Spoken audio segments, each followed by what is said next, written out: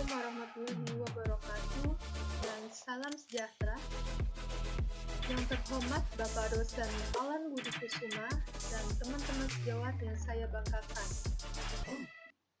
Perkenalkan, nama saya Natasha Rizkia Rahmadona dengan NIM 641904140, kelas 644B01. Pada kesempatan hari ini, saya ingin menyampaikan materi kuliah Manajemen Bisnis dan Operasional dengan tema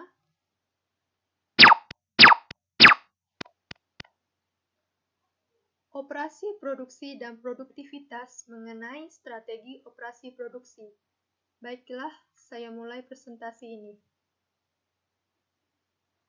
Strategi operasi adalah perencanaan suatu barang dan jasa, kualitas, perencanaan proses, pemilihan lokasi, perencanaan tata letak, sumber daya manusia, dan rancangan pekerjaan berikut. Manajemen rantai pasokan, persediaan, penjadwalan, serta pemeliharaan yang diterapkan guna menghasilkan tujuan yang efektif sesuai dengan strategi organisasi tersebut. Visi dan misi. Visi strategi operasi adalah pandangan, penglihatan, atau gambaran. Pernyataan visi memberikan keseluruhan pengarahan atau dorongan bagi pengambilan keputusan agar searah dengan tujuan perusahaan. Misi strategi operasi adalah tujuan atau dasar pemikiran yang melandasi keberadaan suatu organisasi. Pernyataan misi menghasilkan batasan dan fokus organisasi serta dalam menjalankan perusahaan, di mana misi menyatakan adanya suatu organisasi. Strategik dan taktik. Strategik operasi adalah rencana suatu organisasi untuk mencapai misi dan tujuannya.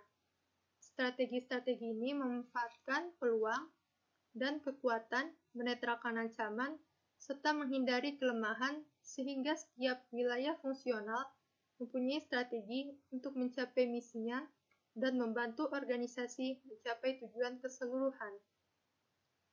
Taktik operasi adalah suatu cara bagaimana agar persoalan yang timbul selama kegiatan sedang berlangsung teratasi. Taktik harus mengikuti perkembangan strategi.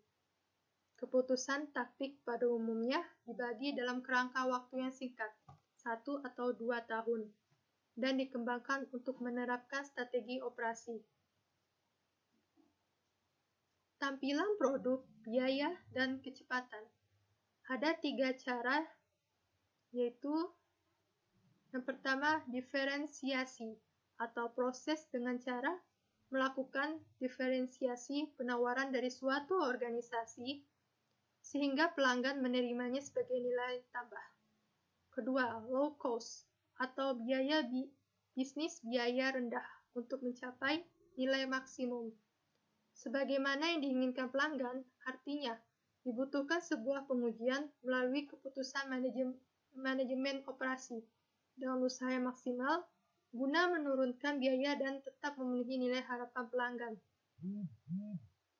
Ketiga, quick response atau respon cepat pada seperangkat nilai yang terkait dengan hasil yang cepat, fleksibel, atau memenuhi perubahan yang terjadi di pasar baik rancangan maupun fluktuasi volume penjualan, dan dapat diandalkan sebagai keseluruhan nilai yang terkait dengan pengembangan dan pengantaran barang yang tepat, waktu dan berkinerja fleksibel. Strategi operasi dalam lingkungan global, bahwa manajer operasional pada saat ini harus memiliki pandangan global dalam strategi operasi. Perkembangan yang cepat dalam perdagangan dunia yang seolah dunia tanpa batasan, mengakibatkan banyak organisasi memperluas operasinya tidak hanya di dalam negeri tetapi juga di luar negeri. Alasan yang mendasari perusahaan menjadi global. Dalam situasi dan kondisi yang terus berkembang, maka banyak perusahaan membuat keputusan untuk mengembangkan bisnis ke dunia internasional. Ada berbagai alasan kuat yang mendasari perusahaan menjadi global. Di antaranya adalah: pertama, efisiensi biaya. Kedua, perbaikan manajemen rantai pasokan. Ketiga, pemberian produk yang lebih baik. Keempat, menarik pasar baru. Kelima, belajar untuk beroperasi yang lebih baik. Keenam, bisa mendapatkan dan mempertahankan bakat global. Mengelola operasi jasa di dunia global. Pertama, menentukan apakah orang maupun fasilitas mencukupi untuk menjaga eksistensi jasa yang diberikan. Kedua, mengidentifikasi pasar asing yang masih terbuka yang tidak dikontrol pemerintah. Ketiga, menentukan jasa apa yang paling banyak diminati oleh konsumen luar negeri. Keempat, menentukan bagaimana mencapai konsumen global. Efektif, efisien, dan produktivitas. Efektif adalah penekanannya hanya pada pencapaian sasaran tanpa memperhitungkan input. Efisien adalah menekankan pencapaian sasaran, juga menekankan penggunaan input seminimal mungkin. Produktivitas adalah kemampuan menghasilkan sama dengan efisien, yaitu output dibagi input.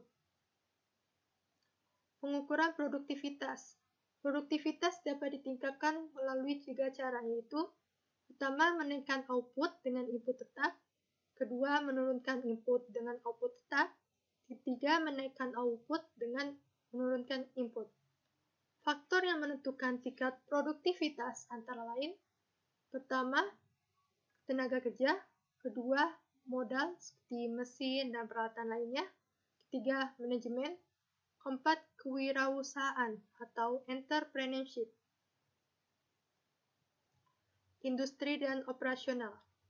Penciptaan barang dan jasa secara nasional dikelompokkan ke dalam 3 sektor, antara lain: pertama, sektor primer atau ekstraktif adalah sektor ekonomi yang memanfaatkan sumber daya alam atau SDA secara langsung, seperti kegiatan pertanian, pertambangan, dan perikanan.